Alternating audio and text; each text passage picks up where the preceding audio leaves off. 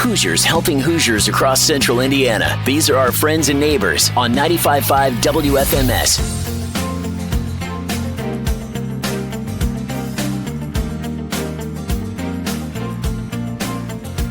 Hey, good Sunday morning to you. Steve Stewart here with another edition of the WFMS Friends and Neighbors Community Show. And joining me this morning, Deborah Nunnally. She's a board member for Indy Honor Flight. Deborah, good morning.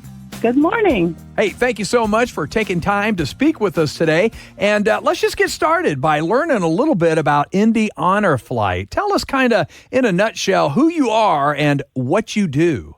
Okay. Indy Honor Flight is a nonprofit organization headquartered in Washington, D.C. It actually started in 2005 when a physician's assistant and a retired captain of the Air Force flew a patient to Washington, D.C. Shortly after that, other private pilots took a group and Honor Flight was born. There are 130 hubs in the 45 states. Indiana has 4. Okay. Fort Wayne, Evansville, Lafayette, and Indianapolis. Okay, very good. And you said it's been around since 2005? Mm-hmm. Okay. And now has Indy Honor Flight been around that amount of time as well? Indy Honor Flight took its first flight September 2012. And we normally do 4 flights a year, 2 in the spring, 2 in the fall.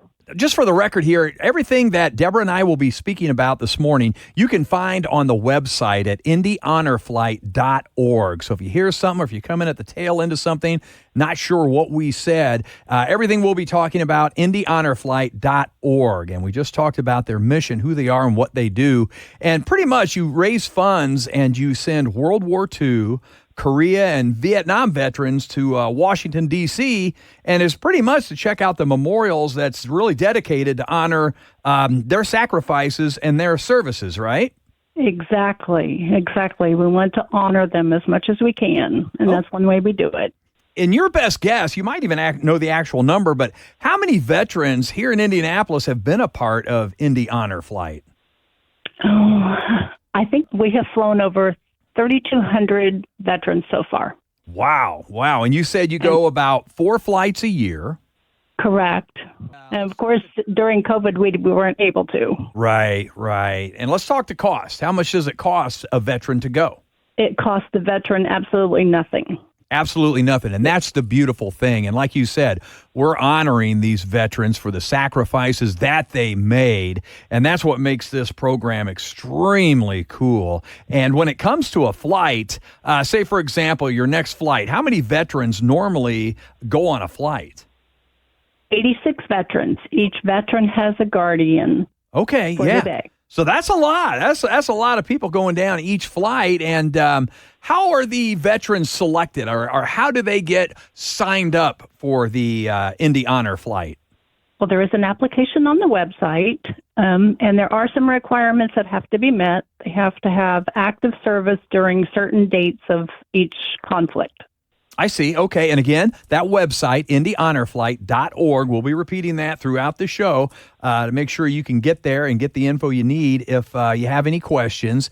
And you said they go to the website, fill out a submission form there. Is there a waiting list? You said 86 go per flight. Yes. How does that work? We do have a waiting list. There's currently 1,050 veterans waiting to take their flight. Wow. Amazing. And honor flights throughout the state. You said how many were there nationwide? Oh, gosh, I don't remember that number. But quite a bit. But how many here in the state of Indiana? Okay, well, there are 4 hubs. There's 133 hubs across the U.S., yes. Okay, 133. Wow. And then 4 here in the state of Indiana, correct? Yes. Okay, very cool. And you mentioned guardians just a few minutes ago. You said each veteran on a Indy Honor Flight trip, so to speak, is assigned a guardian. Now, a guardian can be a family member, but people can also volunteer as a guardian, right? Yes, and there is a fee for the guardian to cover their day. It's a $500 tax-deductible donation. But that guardian is there because our number one priority is the health and safety of the veteran. They are there in case, if they're in a wheelchair, they need to be pushed around all day. They remind them to take their medication. make sure they eat and stay hydrated. Okay, so that's a lot of preparation, a lot of planning ahead. Like you said, wheelchair, if they're in a wheelchair, it is wheelchair accessible. You can make that happen. Medications, if they have medications they have to take throughout the day, all that information will be given to a guardian, a volunteer to help them with that. And if someone's interested in becoming a guardian and being a part of it, how would they go about doing that, Deborah? There is also an application for that on the website. Okay, so just go to the website, indyhonorflight.org. If you're interested in being a volunteer to be a guardian on one of the honor flights that go out 4 times a year, that's the place to do it. And when it comes to the Indy Honor Flight, first of all, let me tell everybody who I'm speaking with again, Deborah Nunnally. She's a board member for Indy Honor Flight. When it comes to the Indy Honor Flight, I mean, the entire operation from head to toe is 100% volunteers. I mean, nobody's getting paid, not the board members, not the guardians, not the volunteers. And we kind of mentioned the volunteer opportunity as a guardian. But Deborah, do you have other volunteer opportunities available? Yes, we do. We have a whole ground crew that works prior to the flight and during the flight. It takes a lot of people to pull this off every flight. Oh, I bet. We have to have people at the curb to help the veterans get into the school, and then get on buses, etc. Okay, and you mentioned that's called the ground crew. Correct. Yeah, that's people that really make it happen. And if you think about it, I mean, just the magnitude of one flight, one event, flying 86 veterans, to the Capitol to check out those memorials that are dedicated in their honor. You can just imagine what it does take. And I saw another volunteer opportunity at the website, which was pretty neat, photographers. Yes, we have our own team of photographers. Some of them fly with us, some of them are in D.C., but they take wonderful pictures to record the day, and then all the pictures are posted on the website. They're absolutely free to download. Okay, and very cool. And again, that website is indyhonorflight.org. I encourage everyone who's listening this morning, if you're getting the info you need, you don't need to go to the website and check out those photos. Some of them will absolutely bring a tear to your eye. I thought they were so cool, so well done, and quite a bit to look at there, seeing these veterans getting back to Washington, D.C., getting the respect and the honor that they deserve. And very cool photographs. Again, the website, indyhonorflight.org. And Deborah, to make it all possible, you rely not only on volunteers, but donations and various fundraisers. So let's talk donations first. If I'm listening this morning and want to support the organization or make a donation to Indy Honor Flight, pretty simple to do, isn't it? Yes, it is. There's also a tab for donations on the website. Okay. And if you want to make a donation today or in the future, please reference that you heard it on WFMS for me. Right. That would be awesome. And again, the website, indyhonorflight.org. If you donate to help get these veterans to Washington, D.C. for it's really just a trip of a lifetime for them, isn't it? It is. I mean, it's kind of funny at times because the veteran will say, it was the best day of my life. And then their wife is standing there looking at him like, really? Getting the look. Oh, yeah, I bet. But you can imagine just what an honor this would be. And not only donations from folks throughout the community, but fundraisers also very important. And let's chat about one that you got coming up here pretty quick. Tell us about your Salute to Hometown Heroes dinner coming up.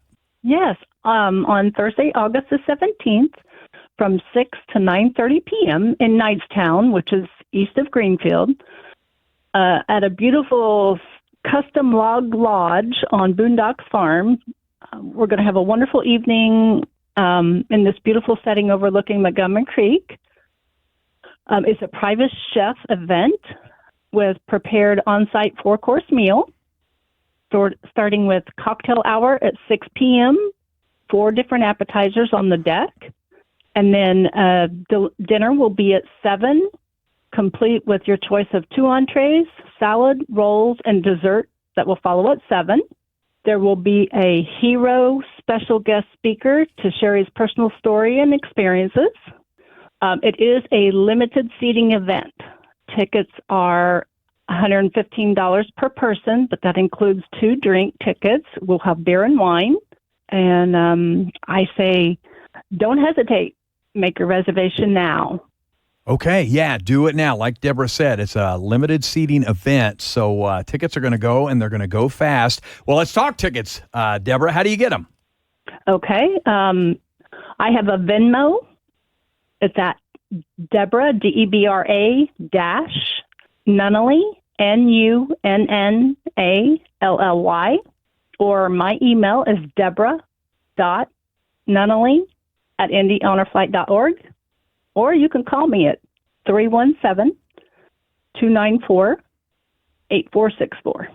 Okay, and this is an evening coming up Thursday, August 17th. Again, a fundraiser for the Indy Honor Flight, and we mentioned earlier that this is to what the Indy Honor Flight does is very simple. It raises funds to send World War II, Korea, Vietnam veterans to Washington, D.C. They fly them out there pretty much to visit the memorials that's dedicated to them, to honor their sacrifices and their services. Again, if you're interested in donating to the cause, you can do that at IndyHonorFlight.org. And again, if you have any questions about anything that Deborah and I have been talking about this morning, the website is the place to go. But again, they're having their fundraiser, the Salute to Hometown Heroes. Now, Deborah, just jump in if I miss any of this or get it wrong. I'm just recapping what you just told us.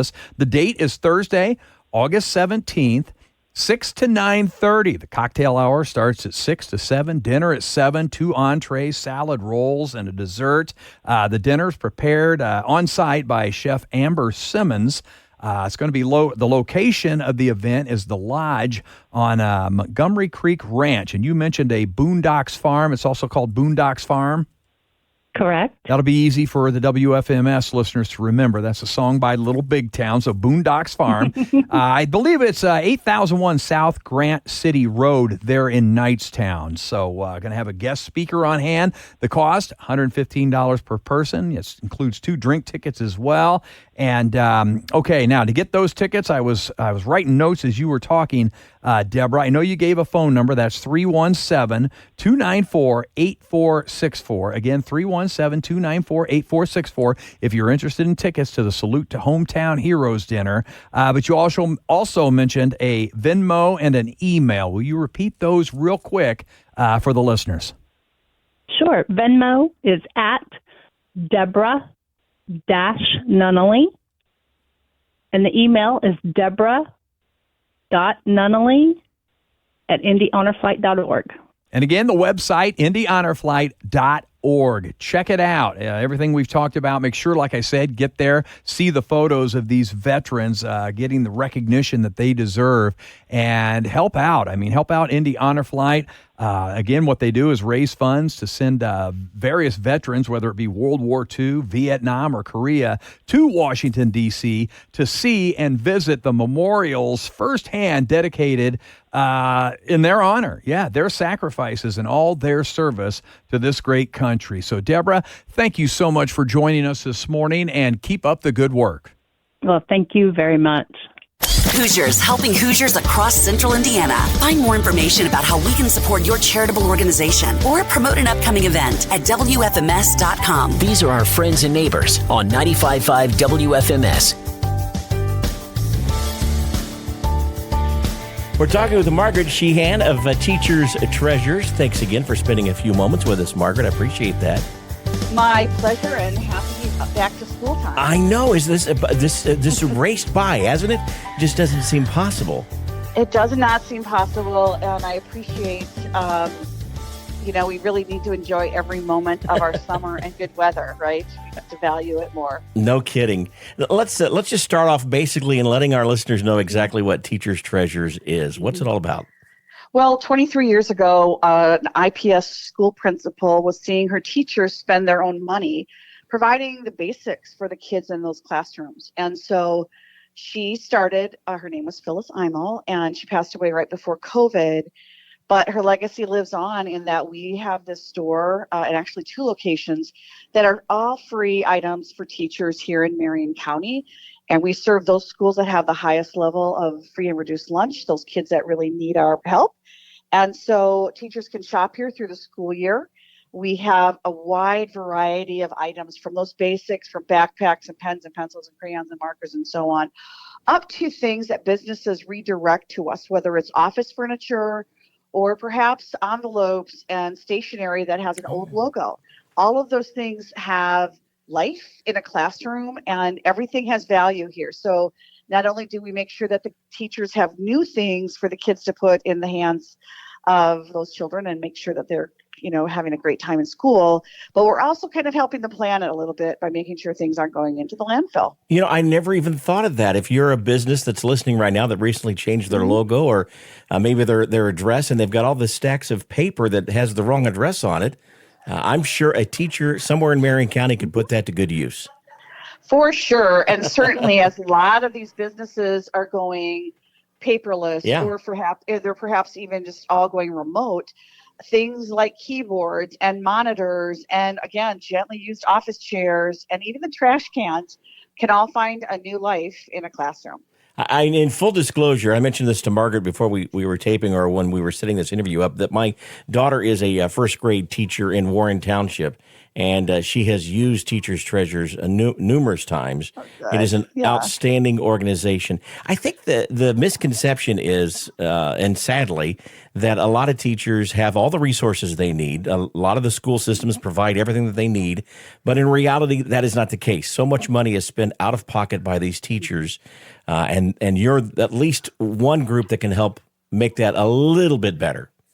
I think that is one of the more astounding issues, particularly when we speak to donors, that they are so surprised that teachers who are not making, top of the line salaries to begin with are also then responsible for these kind of back to school and, quite frankly, throughout the school year needs. So we serve all types of schools, and many of them do provide certain things, but then others are not able to. And so, again, we're happy to be helpful in any way we possibly can to offset the school's budgets, but more importantly, to make sure those teachers are not spending their own money. So this is the time of year we think about making those donations to organizations for these teachers. But again, these teachers, the needs are the year round, school year round. For sure. So this is great that it's top of mind. Okay, I want to donate some crayons or backpacks, or and that's great, but they need it in the wintertime as well.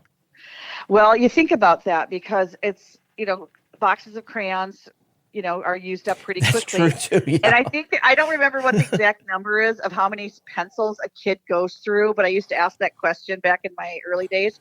And I think it's like 47 pencils. Like they chew them, they throw them away, they lose them. Sure. They, who knows what. But when you think about how many pencils a kid goes through in a year, that's besides copy paper, it's the second most requested item are pencils, and particularly good pencils, because there's all types of brands. But we do generate and give away a lot of pencils, and those are a really easy, beautiful thing to donate. If you guys out there in WFMS land want to donate product, you can hop on our website too and throw a few dollars under our donate page, because then we will make sure as we purchase things, we buy things in major bulk, so we get that leverage cost. And so for every dollar we receive, we're able to distribute $15 in free supplies. And so bring on that dollar, because we can stretch it really far. It's a nice, generous way to really help a teacher and then in turn those kids in those classrooms. We're talking with Margaret Sheehan of Teachers Treasures. And Margaret, that's a great point, because I naturally would think, I'll buy a box of crayons and I'll make that donation. But as you say, there's a lifespan for those crayons or those pencils. But even more importantly, if we just donate directly to you on your website, you will be able to purchase the right kind of crayons maybe the teachers typically will want to use. And more importantly, you can probably stretch that dollar, or you said that, stretch that dollar a lot further than we could. Yeah, again, you think too about transient kids that maybe are jumping from school to school due to what their parental situation might be. So we're giving away a backpack to every single teacher that shops here because they can have that Wow. as an emergency backpack for a child that might show up 6 weeks from now or 6 months from now. And so that's an important piece again to make sure those kids have the tools that they need to be successful and confident. And that's what we want for all children, is to be confident and have good self-concept. So you just never know what a new backpack's going to do for a child, put a smile on a face, but also maybe get them excited about going back to school. It's a year-long issue for us. We're proud of that. We gave away almost $10 million worth of free stuff last year. Cart by cart, because that's how it works here. But Wow. I've got a big soft spot for people who do hear this kind of a message and like, I'm at Walmart, I'm going to pick up some extra stuff. And then they ring our doorbell and give us a sack full of stuff. That is big heartstrings for me. But those companies out there that want to do a supplies drive for us, honestly, if you want to do it now, I get it, but they are beneficial all year long. All year long, When you think about, in the wintertime when people call us and say, what do you need? We're always like tissues, Lysol wipes, things like that help that teacher through flu and cold season. So our teachers are really creative. If you do have items out there that you're wondering, does this have value? You would be surprised some of the items that we have here and that teachers are really clever with. So don't discount your ideas, because all of it has value to a teacher. Do teachers' needs change throughout the year? I'm assuming the answer is yes to this, but what they might need right now as we gear up for the start of school year may be a little different when the school year is midway through. I think that's true. And I think based on curriculum, when you think about little science projects and things like that, writing, and then when you get into the testing situation, they're always looking for more pencils from us, possibly calculators, things like that. But just like all things, some teachers are really clever on how to repurpose and redirect something, but others are very practical about, we just need those basics so that if a child shows up without or just needs a pencil for an exam that they need to take, they'll have that available to them. But it's a funny place here because we never know what we're going to be getting, but a lot of sporting events direct their excess to us afterwards, from the lanyards to the sporting equipment to Gatorade stuff. You just never know. And they'll have life in some school that needs those types of items. So again, don't underestimate us, but you can get a hold of us through teacherstreasures.org. All of our email addresses from our big team of 8 folks that are working here. We do have 2 locations right down in Woodland, our Woodruff Place neighborhood, just near downtown. And then we also are up in Northwest Middle School. It's an IPS school. We have a substantial store in that school that's to serve that part of the city, whether that's Wayne, Pike, IPS, and some Washington teachers. So be creative, be clever. But again, every dollar goes a long way here. I guarantee it. Yeah. How many teachers have you helped out since? Well, you've been together for a number of years now, but give us a ballpark of brag on yourself a bit here. Well, there's about 20,000 teachers, if that, probably in Marion County, that are in our service area. And we've tried to hit about half of them in one way or the other through the school year. And so we've continually grown as the need continually increases, as budgets continue to get cut. And we work really hard. Like right now, we've got a bunch of new teachers here in the building just to show them our community is behind you, and many, many businesses are behind you to make sure you're successful in this career path. And so they're all ages, these teachers. They've been, called to this career path, and to know that so many in our community are really want to lift them up and make them successful as well. We want them to stay in the job, because currently an average teacher starting now will leave the industry in 3 years. Wow. Yeah. And that's disheartening, because you think about when we were kids, those, kind of battle axe teachers that were hardcore, but they knew what they were doing. They had a lot of, history and institutional knowledge. They knew what they were doing. And that takes time, but this job is a lot different than it was 20 years ago. And so we just want to encourage and support our teachers as best we can. I'm assuming that any teacher listening right now is well aware of your organization, but just in that slight chance they aren't, how does a teacher get involved? How do they take advantage of Teachers Treasures? Sure. So this is in the next couple of weeks, we work really hard to communicate with the big school districts in Marion County. We talked to I just spoke to all of the IPS principals last week to make sure they're aware. TeachersTreasures.org.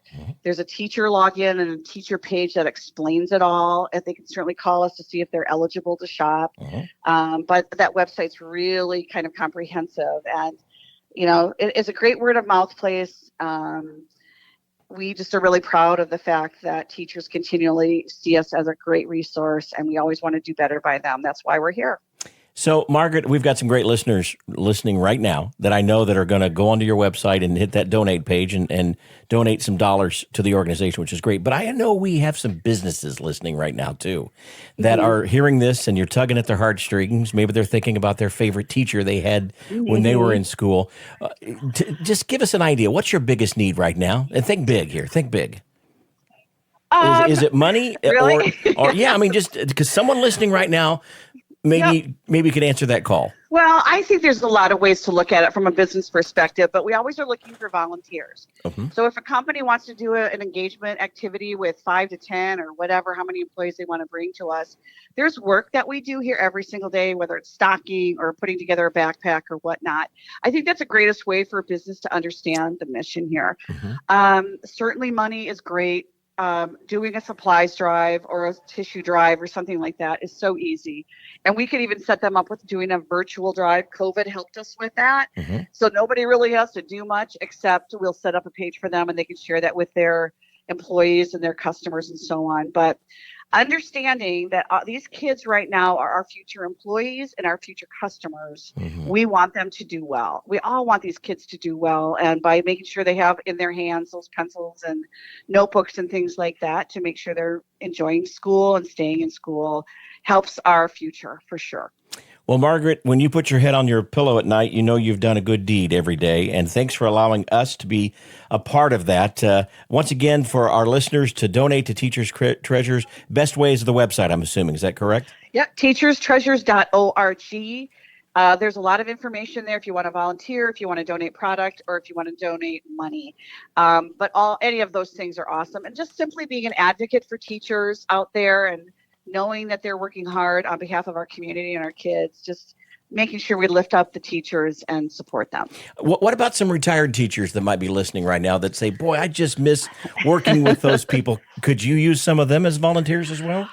Our best volunteers are retired teachers. I think they're empathetic to what's going on in the classrooms and what those folks need. But really, our volunteer base is largely made up of retired teachers are sassy and fun, and we love them so much.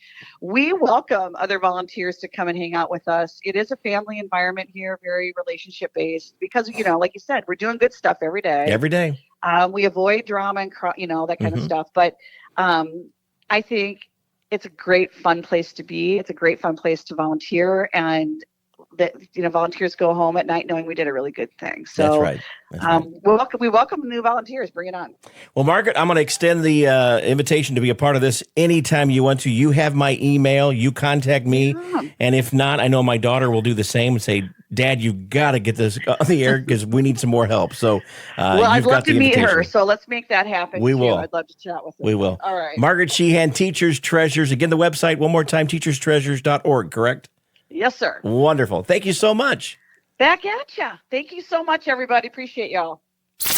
Get in touch and tell us about your charitable organization or upcoming event at WFMS.com. This has been a Friends and Neighbors Community Show. Thanks for listening.